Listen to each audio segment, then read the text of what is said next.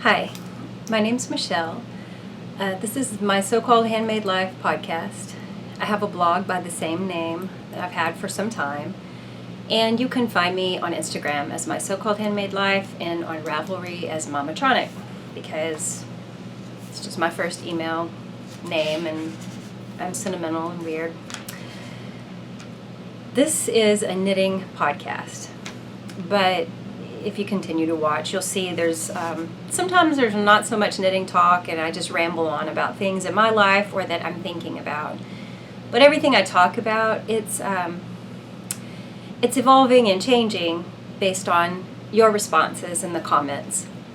So it's really more of a conversation. That is the point of doing this. I miss my friend. I miss having someone to talk to during the day, and I'm just trying this as a way to communicate with knitters online. The blog is still there. I'm getting more and more active on it, especially as I quit spending so much time figuring out how to edit these videos and upload them. I have more time for the blog. And I am active on Ravelry, but I don't know. It was just a different way to reach out to my friends online and make new friends online. So you don't have to be a knitter to enjoy the conversation, but it may not be your cup of tea. You may just click on over. But before I say anything else, I wanted to tell you guys about a project that I've joined in on. And if I put it off any longer, I meant to talk about it last time. Evelyn from the Thistle Hollow podcast. You can find her on her podcast. I'll have links in the notes at the bottom of the screen and on my blog. You can also find her as the Thistle Hollow on Instagram and on Ravelry. Evelyn has started a project called the Sister Survivor Blanket Project. And that's the hashtag. You'll find it on Instagram under. And what it is, it's a blanket made of 156 squares that different knitters will knit and send to Evelyn, and she's going to attach them all to make a blanket for Rachel Den Hollander. If you followed the Larry Nassar trial, I believe the testimonies were happening while I was gone, because I didn't see them at all in Peru. 156 women came forward and spoke about the abuse they had suffered at his hands as a doctor. He was a doctor for the Olympic gymnasts and other people at Michigan State, and he abused his position, and he used that position to abuse many, many women, many more than spoke out. But Rachel was the first to speak up publicly, and she kind of galvanized this whole group of women that came forward and spoke, and the judge let each of them give their testimony. It was very powerful. And Rachel is also working right now as an advocate for policy change regarding sexual abuse cases. So Evelyn was just very touched by what she's done, the change that she's causing, and wanted to knit a blanket, wanted all of us to knit a blanket for Rachel. I love the idea of a blanket, beyond just being a show of solidarity and a gift from lots of knitters, not just women, men too, to these women. It's just more. It's so significant. You remember when I talked to you about Sylvia McFadden's book, Gentle Armor, and what the things she said about knitting shawls as a sort of armor, what they brought to my mind, and the idea of just a tangible but a kind of a tangible reminder of the need for boundaries, the need to take care of ourselves, not shield us from everything, not push people out, but just a sense of protection for ourselves. That's what this blanket project makes me think of. It's like all of us saying, we're behind you, we support you, we're wrapping our arms around you, like a blanket wraps around you, and it's just a symbol. And Rachel has kind of become a symbol of change in the way these cases are handled. And I didn't know this. Evelyn talked some about what Rachel's up to right now, and apparently she's getting a lot of flack for pushing for changes that allow people to prosecute sexual abusers many years after the abuse has taken place, whereas right now there's a limit to how long after the event, after a person turns 18, I believe, that you can come forward and actually prosecute. Different things like that I would think we would all be on the same page about. It really surprised me, some of the groups that are actively protesting this. It doesn't really surprise me that the university where Nasser worked would not want to. And of course, any big change like this also changes about who has to report, like coaches and things. They need to report anytime, they're required to report anytime a young person says, I have been mishandled this way. So many of these women didn't want to tell anyone. They just felt weird and horrified and kept it to themselves. But a few did try to talk to different adults around them, and the adults just shushed them, basically. Put it under a rug. Some of it's maybe you can think, oh, they just think girls, being dramatic. But some of it just sounds like they were protecting a monster. And some of the women, the adults that did this were women. So I found that kind of shocking. And anyway, I'm all for this project. I hope that you will take part in it, or if you're interested that you will. I'm sure she's getting lots of squares mailed into her already. And I wanted to have a square to show you guys, but spring break, I'll tell you, I was crazy busy with other things and I haven't knit mine yet. However, I've decided it's going to be kind of a thermal type textural stitch square. So here's the details on the square. And all of this can be found in Evelyn's newest little video she put on her YouTube channel, but also her Ravelry group has the full details, how to send them to her and when she would like them by. I believe it was toward the end of April. So you have plenty of time. She wants a 5x5 square, superwash fingering weight wool so that it's easy for Rachel to take care of. And it can be anything. It can be ferrule, it can be any kind of color work, lace stitch, textural, a mix of the two, whatever you want to do, but it needs to be 5 inches by 5 inches after blocking. So you need to have blocked it and make sure. One knitter has already donated all of the yarn that Evelyn will need to attach the squares and make a border to go around, which I thought was really cool. So several podcasters, Mars of Hey Brown Berry and Maria of Ninja Chickens, they took this project to the Edinburgh Yarn Festival and had several knitters knitting these things while they were there. I think that Evelyn has already been sent a package of squares that were knit there, or it's unwrapped to her. So just take a look at that and the links. It's a great thing to be a part of. So what was I doing all spring break instead of knitting my 5x5 swatch? I'll tell you, it's all around me. Some of it is. I'm in my son's old bedroom.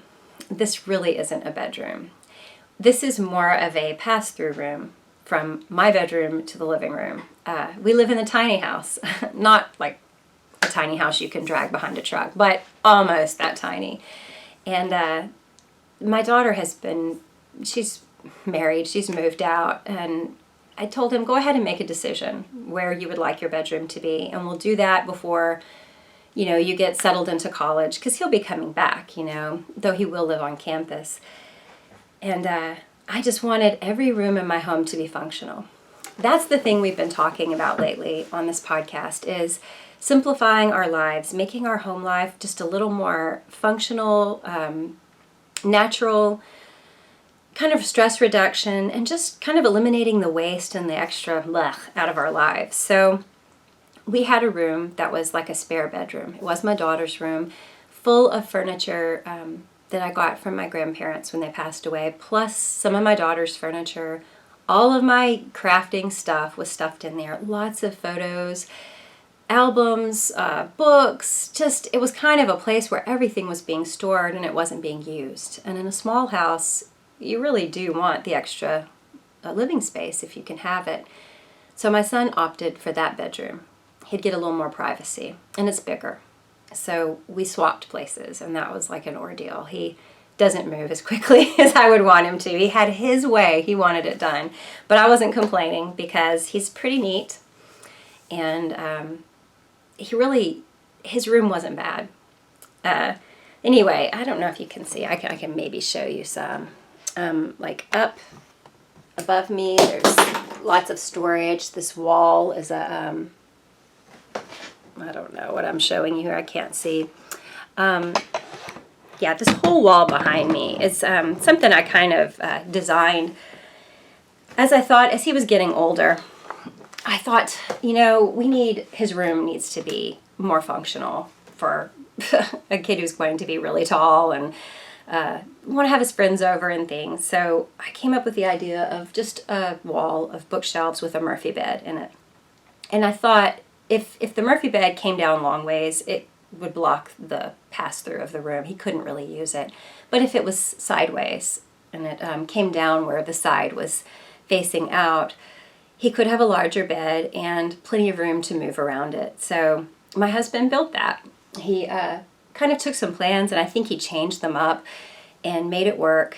And so it really was a cool room for a boy. I might have a picture on Instagram, like a fisheye picture of the crafting wall.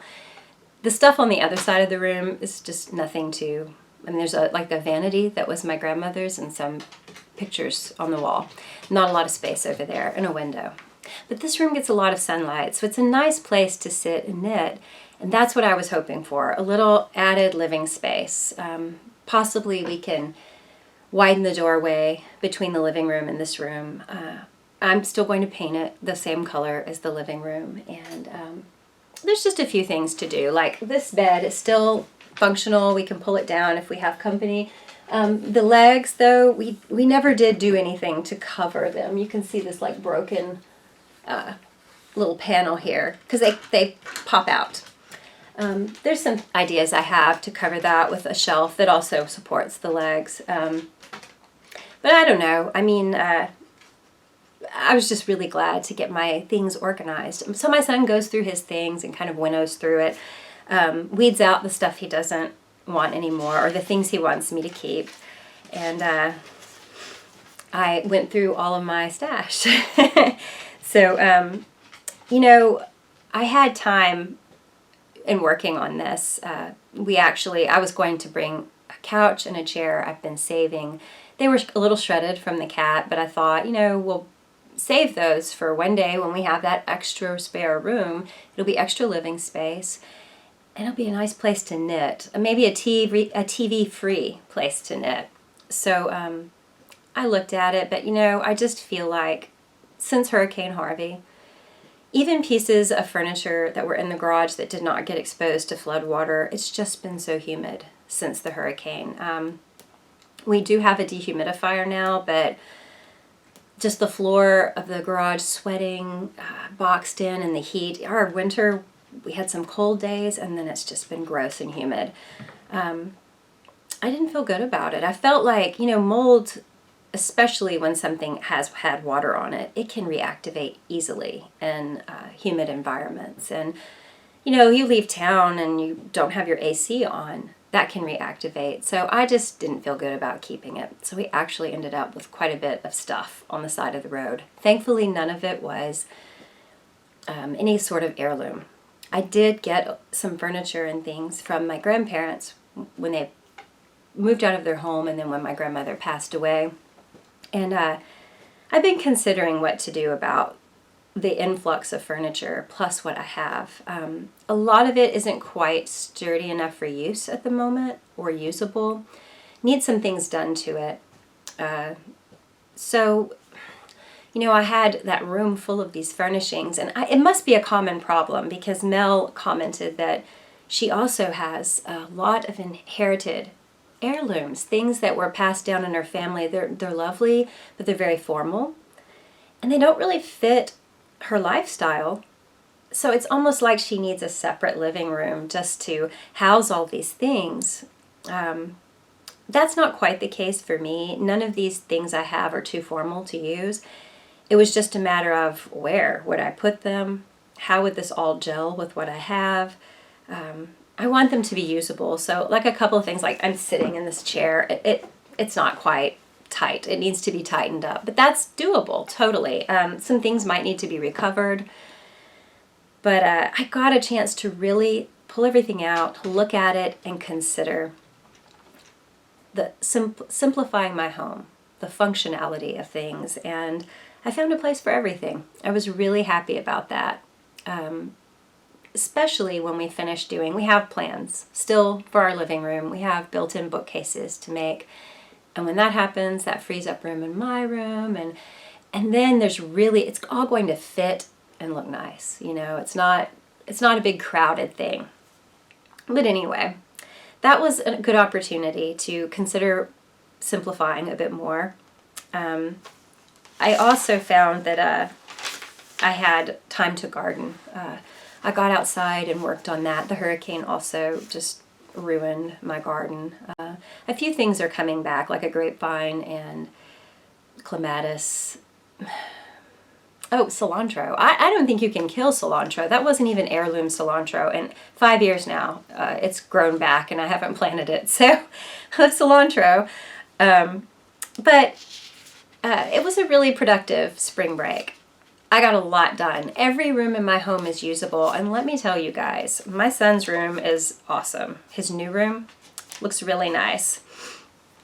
I got a chance, you know, in these shelves that are around me to organize my yarn, and I held like every single skein, and that was good for me to remember, okay, I have this. I need to use this. A great deal of what I have is budget yarn. And the sad thing is, it's like maybe enough for a small sweater, but not maybe the size that I wear now, or oversized, which is what I'm going for at the moment. But I did get to look at it all, and it's in my head, and it's going to be easier to use what I have, because that's another thing I'd like to do, is be a little more resourceful using the things I have. We've talked about that here too. So Jen had said she's also trying to simplify her home, but it's tough with kids, and she also has a senior in high school. So I sympathize, Jen, because that senior year is just getting me this time.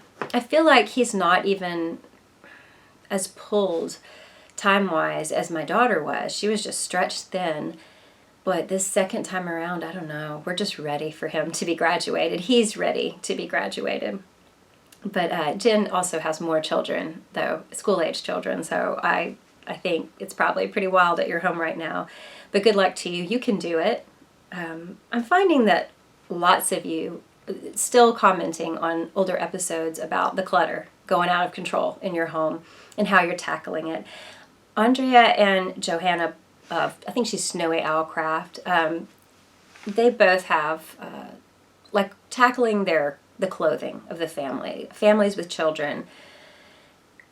Johanna had a good idea. Both of them, I think, when they're storing seasonal clothing that's out of season, they have a chance to go through, weed things out that don't fit anymore.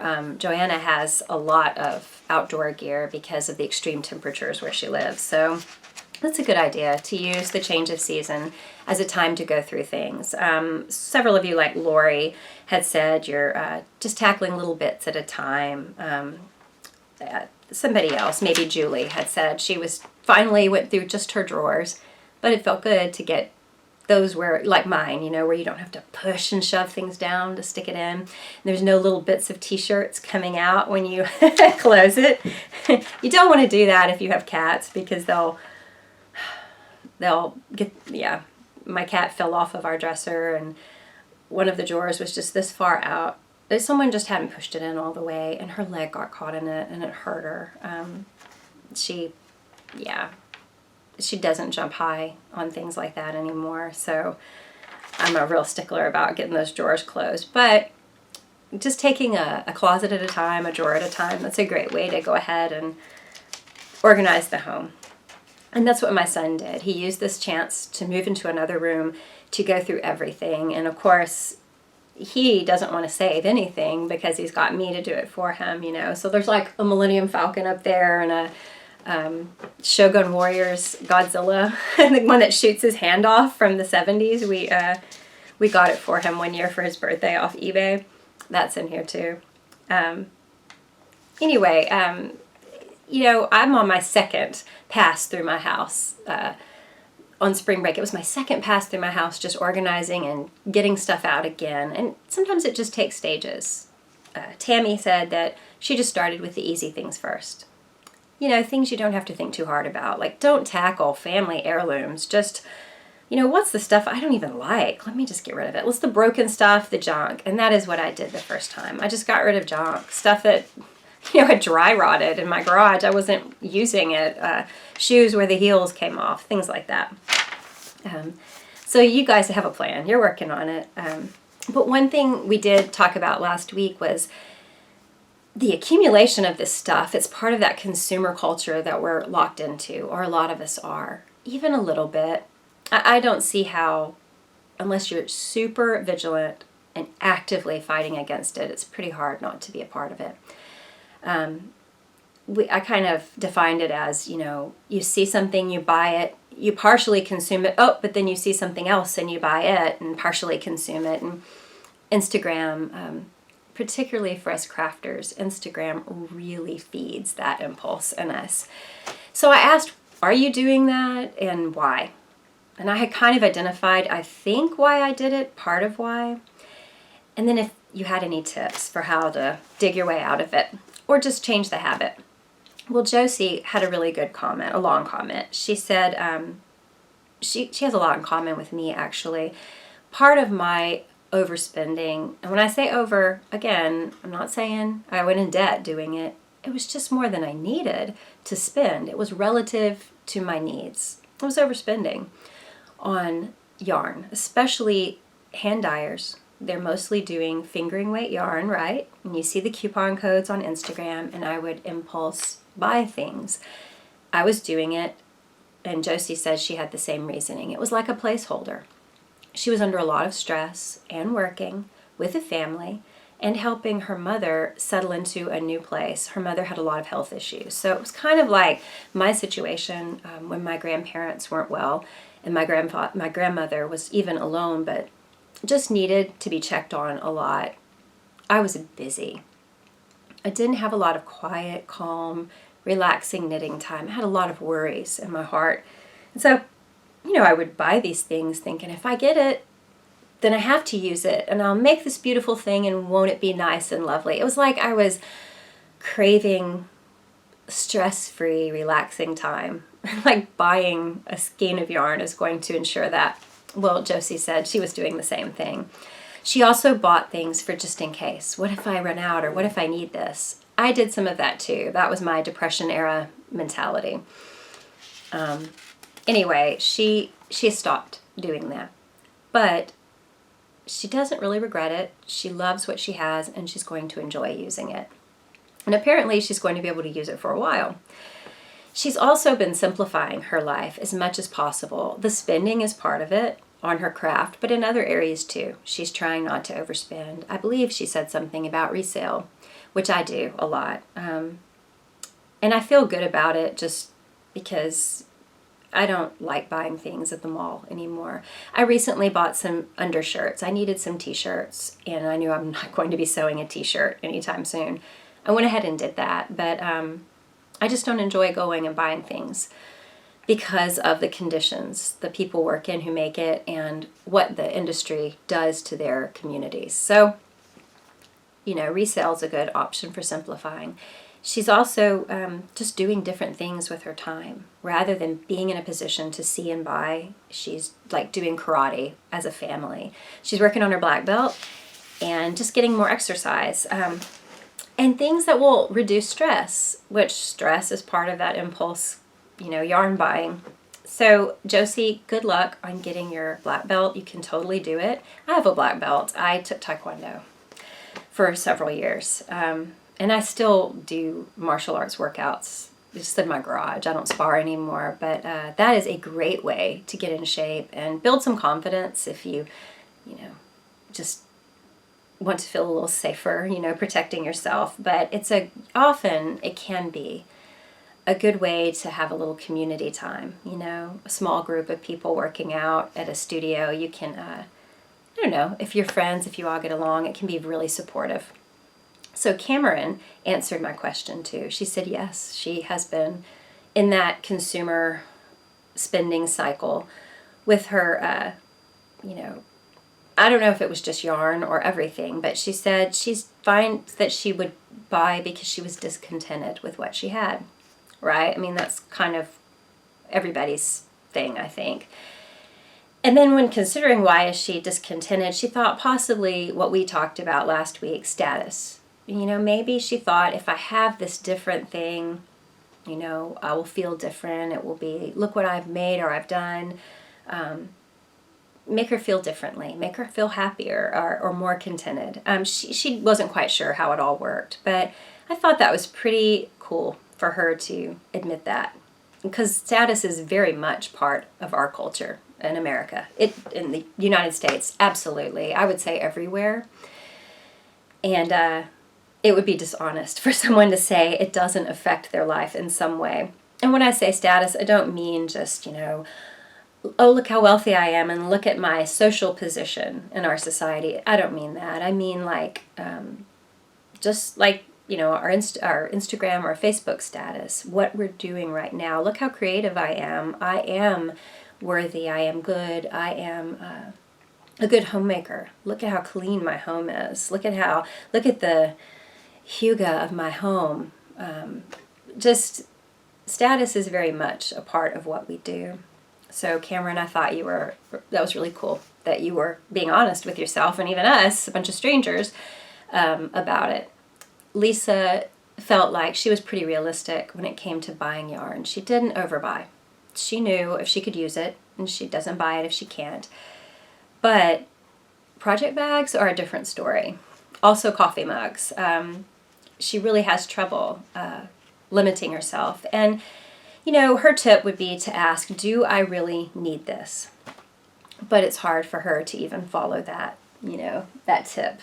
So, do I need this is absolutely, I think that's where we all start when we're especially going through our home decluttering. And how smart to ask it before we even get to the cluttered stage, before we even buy it.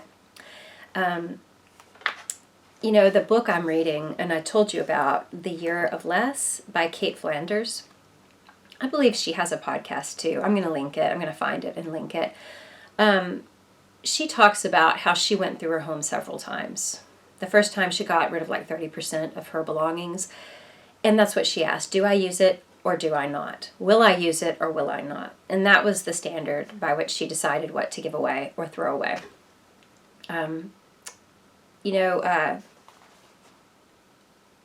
She eventually narrowed it down even further, and we'll talk about that some. Jane had said, she was my example last week, that she does buy things that are not necessary, but she doesn't feel bad about it because they are things she loves. She likes to support makers, buying things like project bags or handmade soaps, things like that. They're things she uses and enjoys. And she herself is a maker, and she loves every single aspect of the process of making her project bags. So she makes mindfully and she buys mindfully. And I thought that was a good way for us to consider what we do, because the goal, my personal goal my goal is not extreme. I'm not telling myself you can't buy it unless you absolutely need it, because I need very little. My goal is just to make sure I'm considering, why am I doing this? Do I want to do this? Would I rather do something else with my funds? And, we're talking about like money right now, but it's the same with our time, how we spend it. Is this really do I really want to spend the day watching several episodes of something, or do I want to get outdoors, So Jane is mindfully making and mindfully buying from other makers. And she does promote her business on Instagram, but she tries to do that mindfully also. Jane actually takes really good photographs, and her promotions are really just Instagram photos of what she's making. They're completely interesting if you're like me and you're on Instagram to see, beautiful images. Originally, that's why I was on, but now I see mostly images of beautiful things people are making. It's very inspiring. I'm not going to make project bags ever. But I love looking at what other people do. And I get little ideas, like the way that she does her embroidery. I think that would be cool to do to this such and such bag that I've had, you know, in my closet. I don't know. I just find that I feel inspired. So she says she sometimes deletes promotional photos, though, which I've never really thought about doing. I only like to do my photos on Instagram. And like I said, I try to make them phone photos most of the time. But she said, you know, deleting one, that's a good idea for when someone wants you to spread the word about something. And I might not do it because, well, I don't want this text in the middle of my Instagram. I'm not into text stuff. A lot of people love, like, sayings and phrases in text. I don't. But, yeah, you can delete them. So that's a good idea. But I just think her, you know, photos are beautiful. And I don't mind. There's nothing against selling on Instagram. I have nothing against it. I mean, I'm buying from people selling on Instagram all the time. I just think she hit the nail on the head when she said mindfully. Mindfully making, mindfully buying, mindfully promoting, you know. So Julie said that she has been caught up in that crazy consumer cycle. But she has stopped with the yarn buying. She's enjoying what she's got. And hang on a sec. Yes. Yes. Thanks. Bye. He knew he was interrupting too. He said, "Am I interrupting?"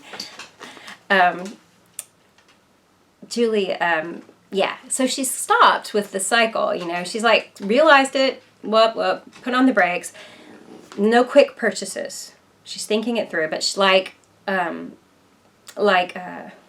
was it? Josie. She loves her stash. She's not ashamed of it. She's enjoying it, you know, and she's going to use it. So that's pretty much where I am. I felt every single skein that I have. I touched every one. And I liked it. But I know what I've got. I won't be buying more that I don't think I'll use. So, and the thing is, I have a lot of fingering weight yarn that I collected in that year or so where I bought more than I needed to because of like Instagram coupon codes and stuff. I've always been a sweater knitter, so usually worsted weight is what I do. And if I used fingering weight, it would be large amounts, right? A few skeins to make a sweater. So I ended up with a lot of sock yarn, and I'm knitting socks now and shawls because of it. Shauna went cold turkey. She totally quit buying yarn. She went 180 days without buying anything. But then she finally did, and it was a sweater's quantity because she didn't have any, and she wanted to make a sweater. So good for you, Shauna. So we're talking about, you know, knee-jerk craft shopping. And I thought about how over spring break I had a couple of yucky days. Just being real, I had an argument, a disagreement. It wasn't terrible. Not a big deal. You do that in families, but I tend to be like really blue after disagreeing with someone. I don't feel good about the way I behaved or just about the yuck of it. Even if I don't think I behaved poorly that time, who likes discord? Nobody. But that's family life. You have to disagree so that you can come to a compromise or, you know, understand each other better. So it wasn't terrible, but I was feeling kind of yuck from it. And I'm just telling you because I identified something in myself. I also was really tired. I've had a lot of trouble sleeping lately. Different things interrupting my sleep. I've been congested or this or that, an animal making noise, you know. And I had to wake up super early to do my son's senior pictures. We were going to go basically at dawn at the beach. We didn't quite make it, so the sun was in his eyes and he was like squinting the whole time. But I was worn out. And I just realized one day, I just caught myself looking at this email from this designer that you all know, a famous designer. If you see my ends not woven in on my sweater. 3 patterns were coming out and there was a coupon code for all 3. And I just kept looking at it. I didn't even think, I wasn't even thinking, what am I doing? But why do I keep looking at this? And then I thought it through and I'm like, I'm wanting to buy this, but I'm not going to make these 3 sweaters this year. I probably won't, they weren't all sweaters. I probably won't make all 3 at all. I'll probably make 2. And I'll probably do 1 probably in the next year. But I have a lot of projects lined up and I have all that sock yarn to use for things. So, you know, do I want to do this? And then I thought about you guys and I'm like, I'm talking about mindless spending. Is this mindless spending? Oh, it was almost mindless spending. You know, and in the book, The Year of Less, that I've been telling you about, she found that it was hard to break that mindless spending habit, especially when she went through a hard time. It was like her food addiction, junk food addiction, you know. Just having a bad day, she wanted to hurry and go eat junk, you know, go eat a pizza, or have a bad day wanting to drink a lot. It's kind of like that. This was super mild. This wasn't, I wasn't jonesing, but I did note it in myself, and I thought it was funny because of the things that we've been discussing. And I thought, oh, I'm like a test case here. And she said there was this negative voice that would be like, you really ought to do it. What a terrible day you've had, you know. Wouldn't it be great if you could just relax and whatever? And once she would give in to it, she was mostly thinking about the past with alcohol. She felt horrible. The same voice would suddenly be shaming her as this loser. You can't ever do it. Why are you even pretending you can give up alcohol? And then she'd, you know, finish the bottle. So I don't know. I was just noting this mindless, like, hovering over an Instagram account or a Ravelry page thinking, I have a coupon code. I'll just get them all. So as I dithered back and forth, do I want to do 1 or 2, or maybe I should do none, you know, just because I considered, like, okay, let me think this through. Why was I considering making a mindless craft purchase? This really could go with any purchase, though. Mindless anything, okay? Here's what I do when I am tired, overstimulated, because I am pretty introverted, and if I have to go to too many events and be around too many people, I get super overstimulated and I just want to withdraw, or, I don't know, turn to something for comfort. Typically now it's just to withdraw, which isn't terrible, but maybe to, like, withdraw for longer than I need to. Over the years, these are things I've done. Go running, sleep too much, just go to sleep. I don't want to deal with it. Maybe I'm down. If I was depressed, go to sleep. I would find a lot of bitter thoughts coming in. So say I told you I had a disagreement with someone. Well, the way that would have worked in the past, or even now it can work, it's not even thoughts about them. It's like any other bitter conversation I ever had, any other disagreement I ever had, I'm remembering. That's terrible, replaying this stuff out of nowhere from years ago in your head. It's totally a mind thing. I would go shopping at one point, even if it was just resale or antique store shopping. I may not buy hardly anything, but it was something I didn't need. I wasn't really doing it necessarily for good reasons. I wasn't even thinking about why I was doing it. A glass of wine, caffeine, you know, obsessive knitting, you know, just sit down and knit and not think. Zone out in front of the TV, watch several episodes of something, stuff like that. So I started thinking about, those are things I would do to handle the overstimulation, the being down, tired. I pulled out the good instincts. Out of those, what are the good instincts I have? Being active outdoors, like running. If you can't run, that's fine. Nobody needs to run for hours and hours. It's really not good for you. Walking, though, or in my case, I did gardening this weekend. The last week. I did meet my sister for decaf coffee. I don't really do much caffeine. I read. I listened to podcasts. I sat in this room to do that. It was kind of a TV-free zone. I knitted, definitely. And I did withdraw to have a little quiet time, and it was good. It was appropriate. So it was just a good way to deal with that just kind of a unpleasant, downer kind of feeling. So she made a quote in the book. She said she was trying to find joy in what she had rather than assume she could buy more happiness. And like Cameron was saying, that discontentedness with what we have, as though this thing is going to help us to be happy.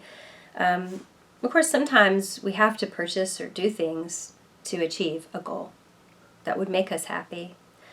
But sometimes we're just not considering, really. I mean, is a pattern that I'm not going to knit for a year really going to make me happy? So you guys were kind of my accountability on that. And I'm proud to say I thought of you, and I did not buy those 3 patterns.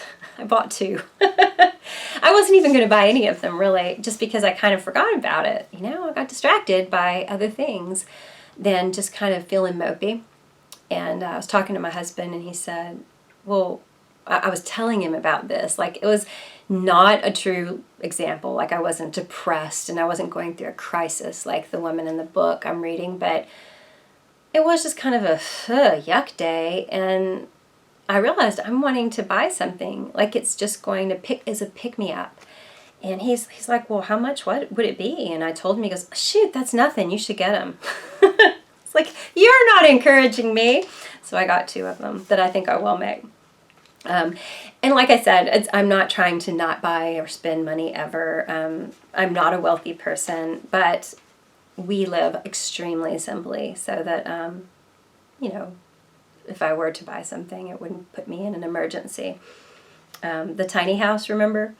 I did add to my stash even over the weekend. There was a red sock, blue sock yarn company. They had a sale. It was like 25% off, and I have loved their dark teal yarn forever. And I've wanted some worsted weight for a sweater.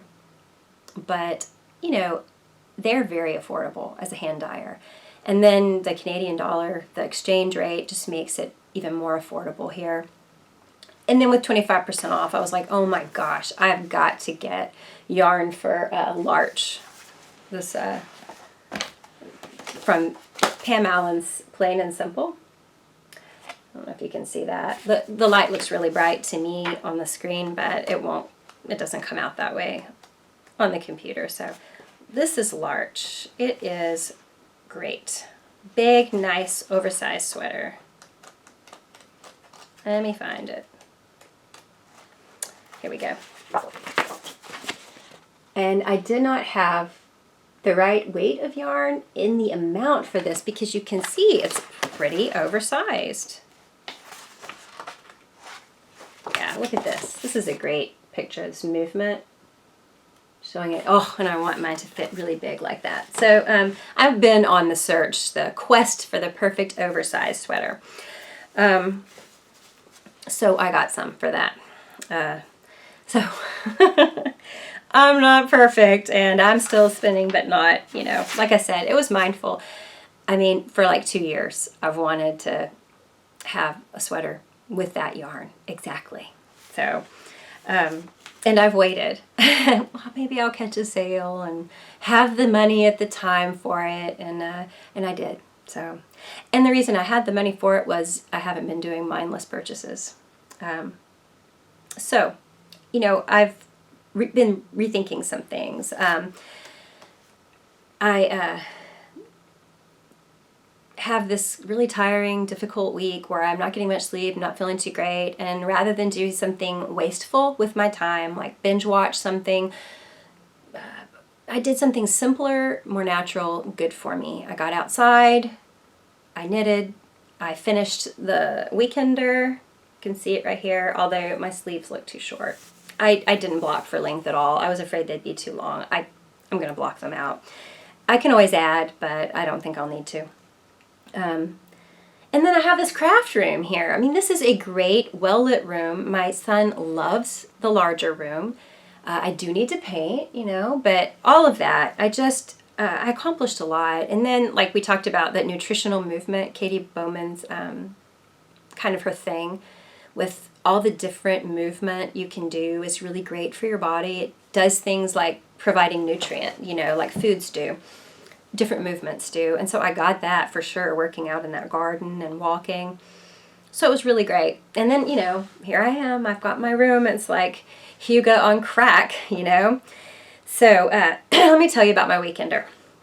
I did this in Cascade 220, I believe the Stonewash colorway. It's like a denim color. You know, and here I've got my ends aren't woven in, but I just wanted to show you kind of how it fit.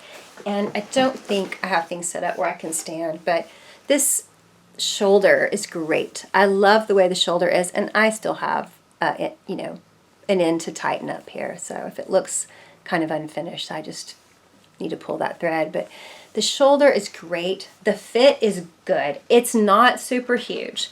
I made the sleeves to fit. There's ease in them, but it's my comfortable kind of ease. It's not like really oversized for me. And you can see I don't know what you can see because I can't tell. There's the little split hem. You can see my little yarn I need to weave in. But it's reverse stockinette with this slip stitch. And I will have photos on my blog, maybe by the time I get this put out. But the photos on the blog and the notes, they're good. I mean, I'm not saying they're good, but they're thorough. I tell everything I did, the needle size, everything that I used. And like I said, I think the sleeves are going to be fine when I block a little more for length. I just blocked for width right here because I think I have larger upper arms than like my bust size. So anyway, the Weekender, ANDREA MOWRY, really great pattern. I'm going to knit another. Absolutely. I want to knit in some patterns class because I have a lot of, this was for the commercial knit along, commercial yarn along that Amy of the Stranded podcast is hosting. It's already ended. I didn't actually get this entered into the thread even though it was finished. I just forgot to post it. But I did post the edge. That was one. I'm doing this. I got two more down here to show you. And I have more patterns. Like I said, as I moved my yarn, I saw, oh yeah, I've got enough for this or that, especially a cropped sweater. This one's didn't come out very cropped, but it could be. I want to do one in the marl. Like the dark gray marl. It looks really good. It's a very affordable yarn to use. Now I can't speak on if it's, I really don't know about the milling process or what the ranches that Patons uses, what their conditions are like. So that might be something I need to look into. I talked about that a little on my blog, the using of commercial yarn. But I've just been using patterns since, you know, I started knitting because it was available at Joann. So, you know, I'm searching for that perfect oversized sweater. And one of the ones I'm using is the Bulky Easy one. That's one I'm trying by Joji Locatelli. She just came out with it. And I was thinking I was just going to wing it and come up with an easy drop shoulder oversized pattern. One that looks like the kind of sweater I would borrow from my husband. I used to borrow some of his sweaters, but most of those have just been destroyed by him, not me. And so he really doesn't have any that I would borrow. But I wanted something really oversized for when I'm in Iceland. I want it to be light enough that I won't get hot if I'm walking around carrying a pack, but that I can layer under it and over it. So patterns again. And this came out at just the right time. So I went ahead and got it because I didn't really feel like fumbling around. But I am going to start, when it's something easy and I don't need a pattern, I would really like, not because I don't want to spend $5 on a pattern, but I would really like to test my creativity and try and do it myself. But here is the Bulky Easy one. Now, I'm using Patons Classic wool, so it's not bulky, it's actually worsted. And believe it or not, this is a 3XL when you use worsted instead of bulky. And my gauge is a little tighter than I thought it would be, but I was knitting a 3XL to get about a large. What I'm getting is more like the medium size, which would be my size. If I was using bulky yarn, that's what I would go for, because the pattern has like 16 inches of ease built into it. So look at this black yarn. It's the black tweed. It's got the little rainbow flags. It's a lot of fun. It's a fun yarn that I've never used because it just, not any project will work with rainbow flecks, but I'm enjoying working on it. It's really easy too, and being worsted, I don't have to look down. I can watch. I went to see a movie at the Classic Theater Friday, brought this. I worked on it the whole time. It was Charlie and the Chocolate Factory. So it was like my first time to see that all the way through. And I'd never seen it in a theater because, I guess I could have seen it when I was a kid in the theater. I guess. I don't know when it came out. But like, I didn't go see Disney type movies. I was like too sophisticated, I guess. No, I really wasn't. But I just wasn't all into that kind of show. But anyway, I worked on this in the theater. I actually started falling asleep working on it during a movie. That's how tired I was last week. But the second one that I'm working on is Birch by Pam Allen, and that is also in Plain and Simple. This whole book is full of things that I would want to wear. Every single pattern is good, it's basic, it's got some interesting details, but it's nothing too wild. It's not trendy. You can totally wear these, you'll be wearing them for years if you make them. Here is Birch. It's a Feral Yoke sweater. And I thought it would be nice and oversized. I'm looking for at least the amount of these in this photo. Let's see if we can get a better close-up of the yoke here. It's really great. So, again, I had some patterns in my stash. But like I said, I had some sweater quantities, but for like when I first started knitting, things were more fitted at the time, and I was smaller than I am now, so the amount of yarn that I would use isn't the same as now. Also, I just had bits and pieces, leftovers. So I had leftovers from my owl sweater that I knit like 8 years ago or something, and I started knitting with it, and I also had some Aran colored yarn to go with it, and I thought, okay, so I just need to order a little bit more. And I ordered a little more on Craftsy, but it turns out I've never had different colors in lots that I got from patterns. But these actually, there's a color difference. You can see it big time there. This is like 2011 yarn. This is 2018. So I'm alternating skeins with patterns. That's maddening. But it's a really easy stockinette in the round, super easy. It's on a small needle here, but it's going to be a nice oversized, look at this. That's a nice, easy stretch sweater bottom. So I'm going to alternate these, and then I might stop and alternate a little bit here and there on the sleeves, just so everything's kind of in keeping. And it looks fine with alternated skeins. You can see it a little bit, but I knit so many things in tonal yarn, and it does this. So anyway, I'm good with it. I'm using Aran color for the lighter color in the yoke, and I'm enjoying it. I'm really excited to get to that yoke, though. It looks like it's going to be a lot of fun to make. So those were also for the commercial knit along that they weren't finished in time, but Amy got me started on it and motivated to use some of that commercial yarn, and I appreciate that. The other, let me see. Yes, I have yarn for one more commercial thing. It's more not patterns, it's Cascade. More Cascade. Like this was 220, it's Eco. And I'm going to knit another edge sweater for me. I do have enough to make it nice and oversized. The last one fit me well, but I told you I gave it to my daughter and she loves it, so I am so happy. I'm going to make a medium size instead of a small because I want it to be big and oversized. So anyway, as we talk about impulse buying and stuff, Kate Flanders in the book, The Year of Less, she says that she was going through her house again. You know how I said, like, I'm on my second time through? She was doing maybe her second or third time all the way through her house editing things. And she realized that all the things she owned could really fall into two categories. Either the stuff that she used or the stuff she wanted her ideal self to use. And I thought that was a really great quote, because that's kind of back to those motivations. Is it status? Do I wish I was this kind of person? Or is it negative talk like, you could be this kind of person, but you're really not. And so we don't use things that we have.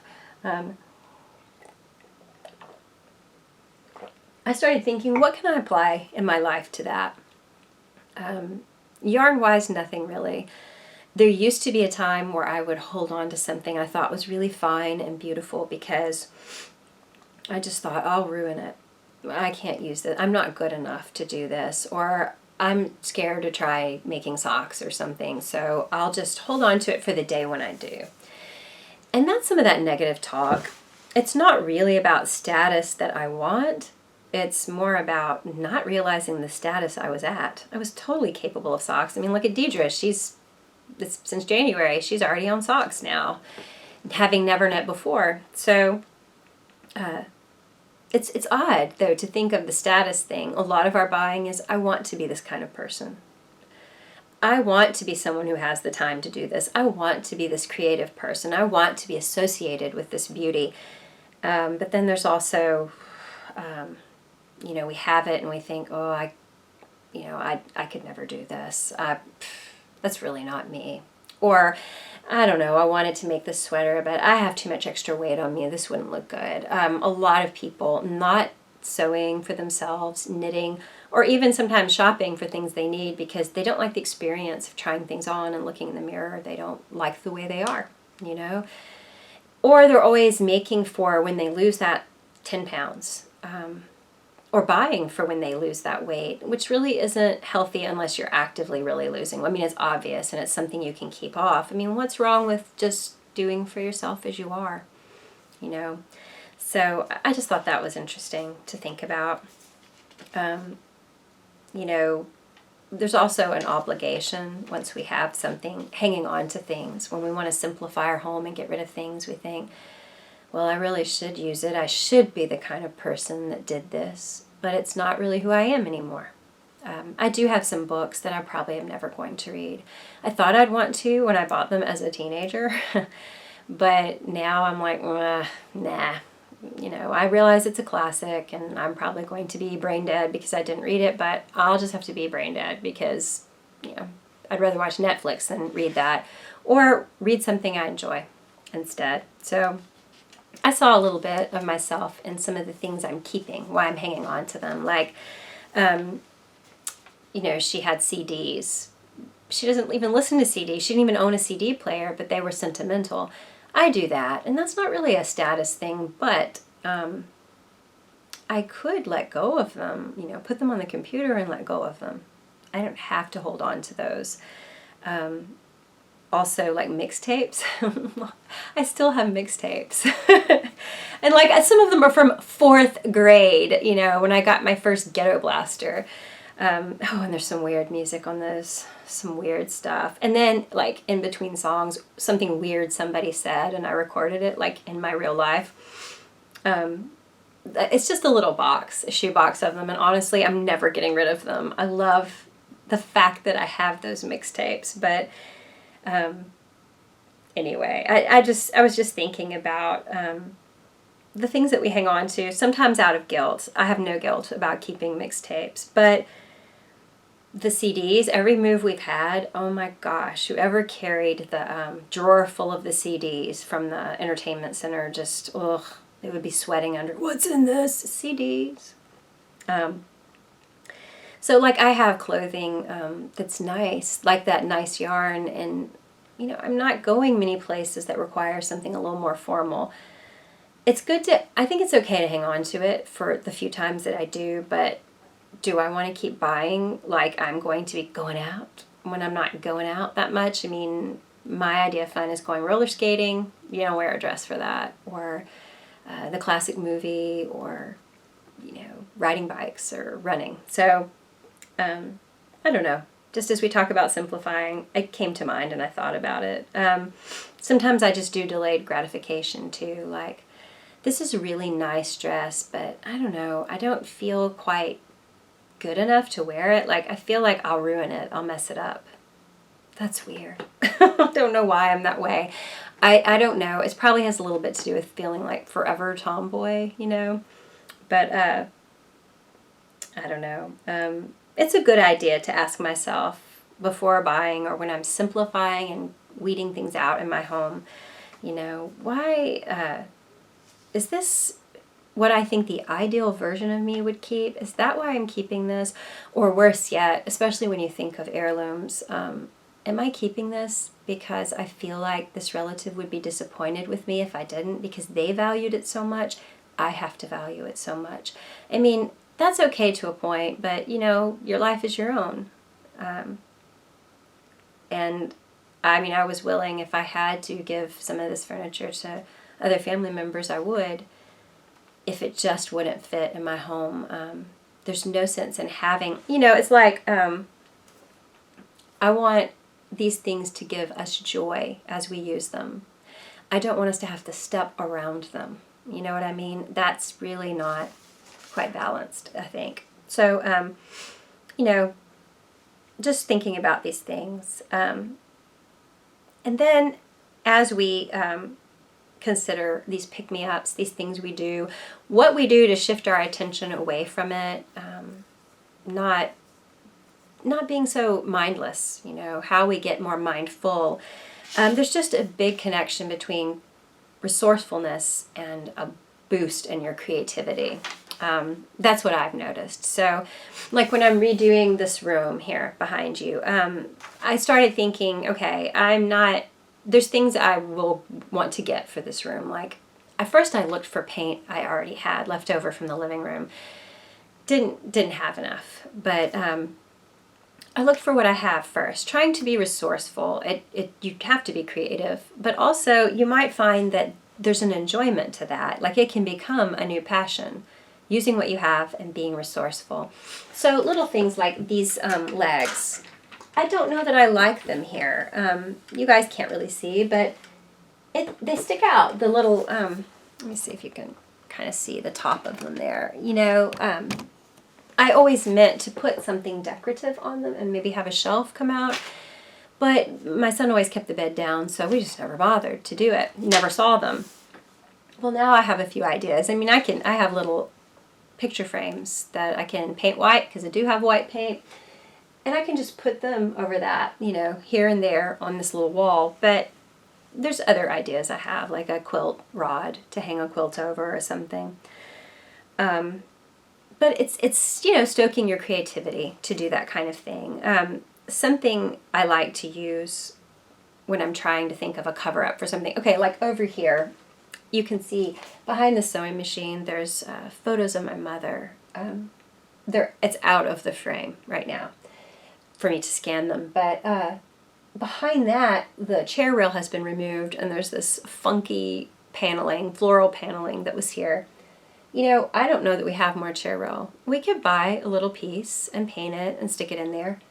Or I thought, you know, here's a sewing machine, a pegboard, or something with a place for spools of thread, you know, things like that. Haven't started sewing yet, but that would be handy since it's a small room and I don't have any storage. This little table is great. It's actually probably going to go in another place so I can fold it out, but it's got wheels on it, so it can be pulled out of this nook. Oh, here's my tea. Crap. Forgot about it.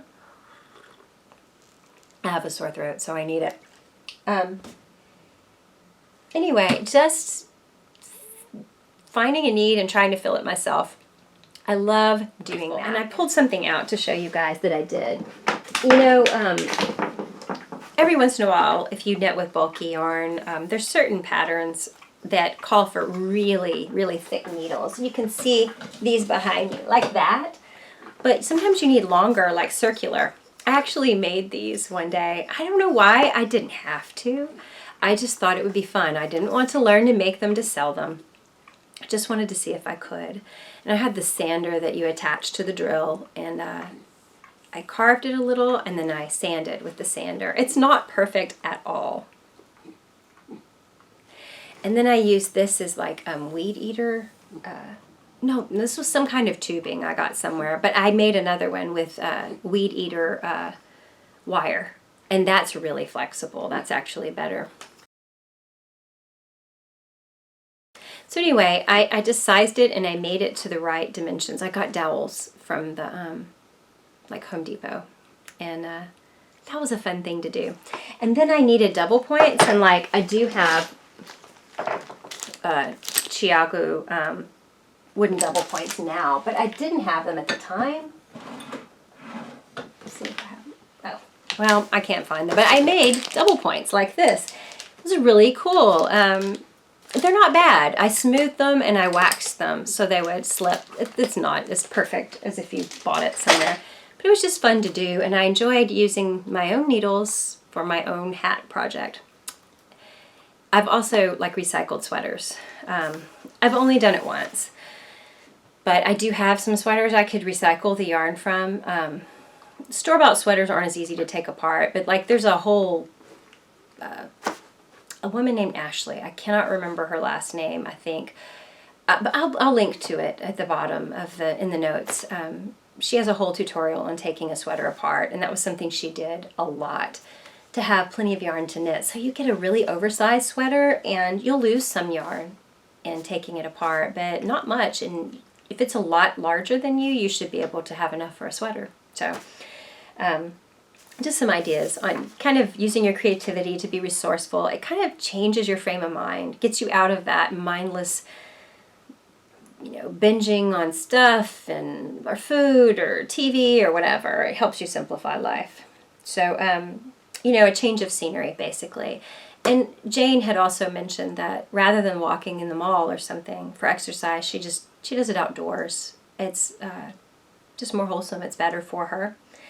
Sarah also with the hiking, I think actually studies show it improves your creativity to be outdoors. And then there's that whole idea of the nutritious movement, of course. It's great for you. There's just benefits beyond just, okay, I'm staying healthy for my heart, 30 minutes, So anyway, I just thought that was something worth talking about. Okay, so I'm doing all these oversized sweaters everywhere you look, and all of them are in process. This is also an oversized one, but I put it down because it wasn't commercial yarn. Well, there's one commercial yarn in it. It's that Sunset Highway, so I've had it going since like February or January or something. Isn't it pretty? This, you've seen it. Oh yeah, from Caitlin Hunter, Boyland Knitworks. It looks a little bunchy right here. It's going to block out, I know, because I've done enough color work. So I got past the yoke and I'm on the body, and I'm almost done. I'm almost to the bottom ribbing. I have not a lot of this colorway, Digital Bath by a Homespun House. I don't have a lot left. I'm hoping that this will be enough to get me to the bottom and enough of the sleeves, because I believe the sleeves have a little of two colors from the top. Like maybe they have a little, it would be a little bit of the green and then quite a bit of this color, which is I Am No Bird by Vine.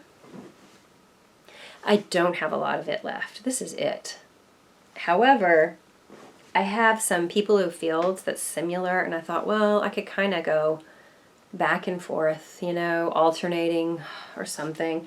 I could also do a different color from the yoke. I could do the green, but I think that would be a bit striking of a contrast on the sleeve, and I really wanted the stripe on the sleeve to be very subtle contrast. So my unwoven ends are getting caught up with all this. It's oversized too. It's going to be pretty oversized, but not the crazy bulky that I'm talking about wanting, or the worsted weight. I am going to start a shawl soon. You guys know Libby Johnson, who does Truly Myrtle. She does the Truly Myrtle podcast, and then she's got her patterns that she sells, and she has a mini mag that she releases kind of like in her newsletter, and it's really good. It's like getting a little magazine, little articles, her thoughts on things. I like listening to her. She went from video to audio only because it's so much simpler, I'm sure, to do audio, because this video upload to YouTube is insane. I tried 4 days to upload my last episode, just off and on every day, wait 3 hours, 4 hours, 6 hours. Oh, it got stuck in the upload, and there was no hack online that fixed it. Try it again. I did it 5 times and it finally worked, but that was over the course of 4 days. It was obnoxious. So she's gone back to video now, though, and it's not fun, but she has enough viewers that maybe YouTube would give her some priority.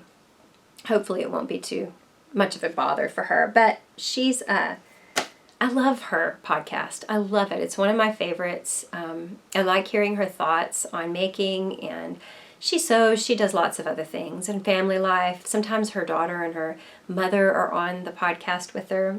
Anyway, I'm kind of excited to get to see her beautiful face talking, but she's having a knit-along. And let me see, I have a picture of the shawl I'm going to do. It's called the Spring Shawl Wrap-Up Knit-Along. So any kind of shawl or wrap. And for her in Australia, it's, is she in Australia or New Zealand? I totally went blank. New Zealand, I believe. She's, anyway, they're about to enter their winter as we're about to enter our summer. So it's kind of something everyone can do between seasons. And I want to do her Zeta pattern. Oh, there, you see it?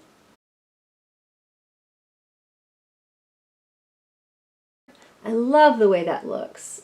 And so I'm going to do a 2-color version. I think someone did a solid color and it was really pretty as a solid. But I want to do 2 colors because this is some more red sock, blue sock yarn. This is Gentleman, and this is Soft Romance. You see, it's really, really pretty, and it is soft. I love this right here. So I thought this tonal Gentleman looked really nice with it. And those are the colors I'm going to use. Probably I'll use the Gentleman where she used the solid for most of the lace. So I'm excited to get started on that. It's happening right now, and I'm not sure when it ends. May. Sometime in mid-May, I think. So there's plenty of time to jump in on that. And it's a really nice group. I haven't been as super active as I would like to be. But like I said, I'm just getting back into being active online again. So that's what I decided. I'm going to do this. And then as I read her newsletter talking about it, I realized, oh, and she's on YouTube. So that helps with the excitement when you can see, what the person hosting it is making for the knit-along. That always, increases your excitement to watch other people. So, as my last thoughts here to you guys, I was thinking about a couple of things that a few of you said in the comments. Sarah had told us about wanting to quit one of her part-time jobs so she would have more time to hike and do things like that were good for her, that she enjoyed. I need the tea. And I had mentioned, well, a lot of people might not like that decision. In my family, the older generations would not have thought that was wise. Amassing wealth isn't my highest priority. So anyway, it's not Sarah's either. She has had some pushback on considering quitting a job, but, ultimately, people understand, and, her true goal is living in a tiny house and homesteading on a plot of land, and she said they might really think that's wild, so, most people will probably be satisfied. Just, okay, you're just hiking more and only working one job. Okay. But it kind of made me laugh because Ruth of Everyday Yarn Works, and she has a podcast. I haven't watched your podcast yet, Ruth. I didn't know about it until I read your comment and clicked on you. She has a podcast called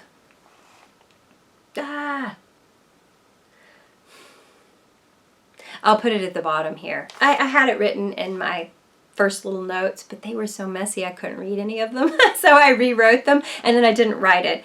It had something to do with yarn, something, and dinosaurs. So that tells you a little bit about what her life is like, what she's doing with her time. She and her husband are revamping an old bus.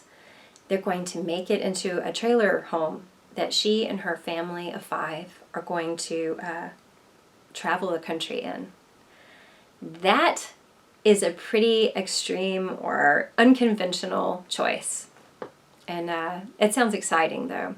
So she's doing a lot of simplifying, I'm sure, to fit what they have into a bus. I mean, I can't imagine. I do have a tiny home, but man, a bus is a lot smaller than that.